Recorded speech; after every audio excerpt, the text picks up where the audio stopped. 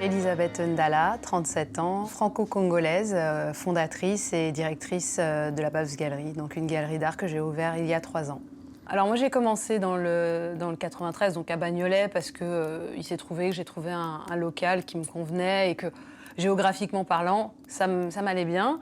Après 2 ans passés à Bagnolet, j'ai vu que ça allait être quand même compliqué de faire venir, hein, puisque on n'est pas à New York ici. Les gens ne vont pas en banlieue pour s'encanailler. Non, non, les gens ne vont pas en banlieue. Donc j'ai décidé de revenir à Paris. La remarque qu'on me fait souvent, c'est qu'on me demande si je suis l'artiste. Je pense que c'est lié à ça. C'est que les gens ont du mal à se dire que je peux être la galeriste.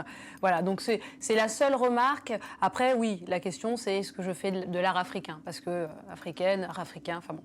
Entreprendre en tant que femme, c'est un vrai challenge. Un vrai challenge contre soi aussi. Soit la société va nous en demander plus, soit soi-même, on va s'en demander plus. J'ai suivi des études, j'ai été poussée par une maman qui n'en avait pas suivi. Et c'est ce qui me permet aujourd'hui finalement d'avoir le choix, de faire des choix de vie. J'ai commencé avec un parcours de management et arrivé à un moment de vie, j'ai voulu changer. Me rapprocher peut-être plus de ce que j'étais. Et ce que j'étais, c'était voilà, avoir envie de travailler avec des artistes. Et c'est vrai que le fait d'avoir fait des études m'a permis de changer. Alors je ne vais pas dire facilement, mais c'était possible.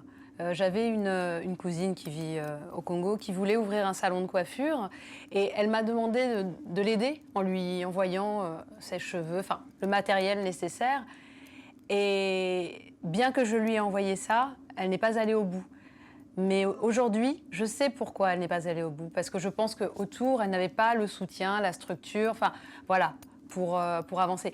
Moi, j'ai été élevée dans ça, dans l'autonomie. Voilà, j'ai été programmée pour être autonome. Et je pense que ma mère a tout fait pour qu'on grandisse avec cette idée-là, de pouvoir être autonome. Pas de rejeter les hommes, mais de savoir que une vie sans homme doit être aussi une vie debout.